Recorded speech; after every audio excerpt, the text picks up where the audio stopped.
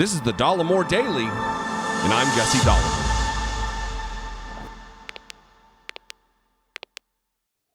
Steve Bannon was just found guilty of 2 counts of contempt of Congress. 1 count of refusal to appear and 1 count of refusal to produce documents that were subpoenaed. And after his guilty verdict, he was out on the steps of the courthouse saying how much he thanked the court and thanked the jury and thanked the court staff, but was admonishing the January 6th committee like they had some kind of an obligation to go and testify to the court in the case. All the information that the court needed or was required to be given was given. His side didn't ask. There was no... It is a nonsense thing that is meant to try to sway the uneducated, low information Republican base to the cause of Steve Bannon. I'm going to play this clip outside the courthouse, and then I'm going to talk about what he did in the intervening days. What he did to try to rally the troops by going to Nutter Butter, Alex Jones, and praising him on air, and then the threats that he made. The threats that he made to the staff of the January 6th House Select Committee investigating the insurrection that he allegedly had something to do with. Watch this first clip of him outside the courthouse.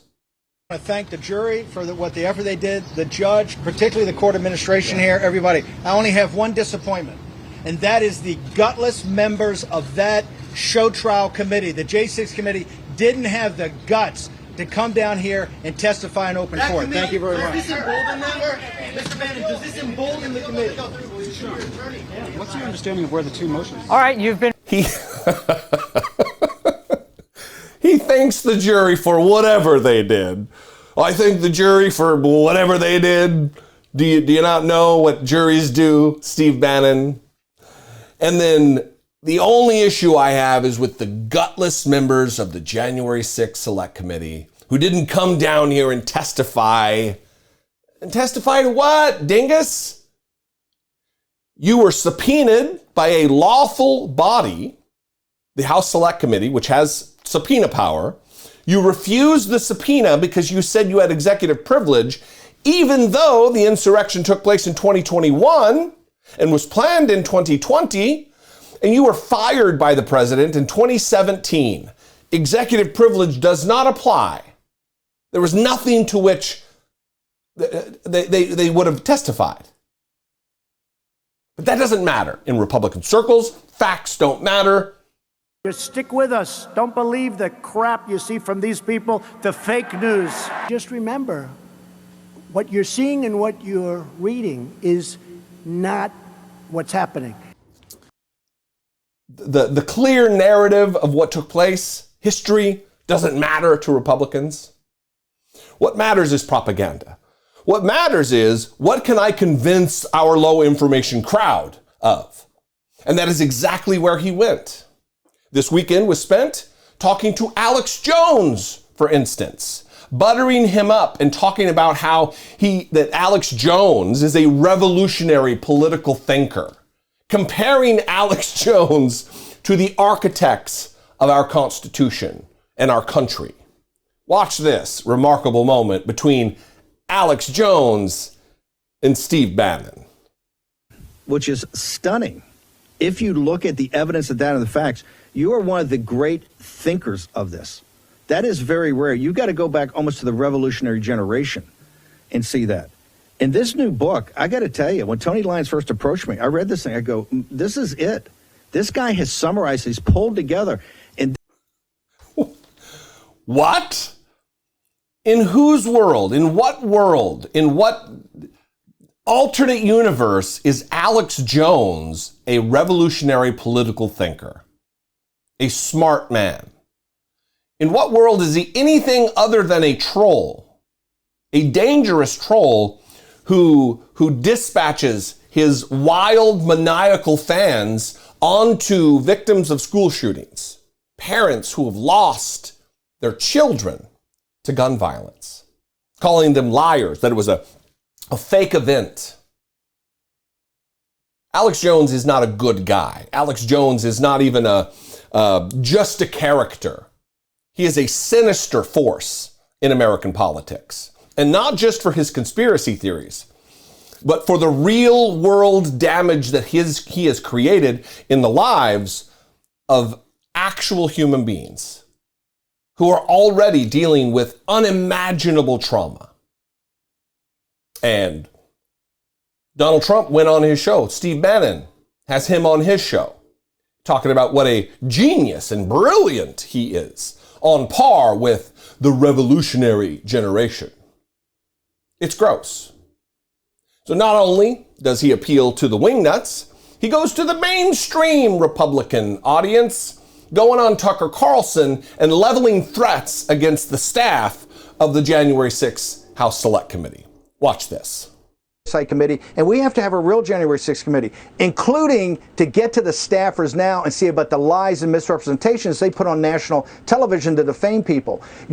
I would tell the January 6th staff right now, preserve your documents, because there's going to be a real committee, and this is going to be backed by Republican grassroots voters and MAGA to say, we want to get to the bottom of this for the good of the nation. We have to know everything that went on, all the intelligence reports, exactly what went on, what was Wray's involvement, what was FBI asset involvement. This at its core is an assertion that there will be a cover-up when all of their evidence is going to be compiled into a report. We're going to be privy to all of this, save the things that are classified.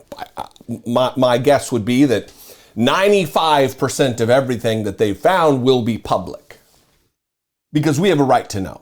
I can't imagine there's too much that will be classified. But telling them to preserve your documents, and that claiming that this misrepresentation of evidence, if you have something that's been a lie, Steve Bannon, you are on a nightly cable news show, the most highly rated, most watched cable news show in the history of cable news. That's Tucker Carlson. Why didn't you just say what the lie was? What in particular are you talking about being misrepresented, Steve Bannon? You'll notice it was crickets. He didn't say anything because he has nothing. Nothing has been misrepresented. People have gone and sworn an oath to tell the truth under penalty of perjury. The only other people who are saying anything different than what they've said are people like Steve Bannon, who aren't taking an oath, who aren't swearing to tell the truth under penalty of perjury. Everybody else who has a different narrative is too afraid to do that. So we have Steve Bannon here making his rounds throughout conservative media, leveling threats, appealing to the lowest information wingnuts that they have in an attempt to try to hang on for another month, for another month, for another month, while obstructing the progress of maybe the most important investigation in our lifetime. The attack on the United States Capitol, the attempted overthrow of our government, which allegedly Steve Bannon had a hand in. I believe he had a hand in. The evidence will bear that out. We should wait for that evidence. What do you think, though? I would love to know. You can call, leave me a brief voicemail, 714-576-4054. You can absolutely email me, daily@dollemore.com. A lot is going to be learned in the coming days. I just hope that there is enough time remaining for the Justice Department to get done what it needs to get done. Because this isn't about will, necessarily. It's also about strategy and how much time is left before the Republicans possibly take back over the Justice Department and scuttle any investigation, any grand jury testimony that may have been maintained prior to that. Anyway, I love you guys. I appreciate you very much. Follow me on social media if you're interested in connecting with me there. I'm at Dollemore on Instagram and Twitter and TikTok, at Dollemore. And if you appreciate what I do here, you'd like to support my work, help produce my work, Click the join button below this video, become a channel member for as little as $1.99 a month, that's pennies a day, or you can go over to patreon.com/IDoubtIt podcast.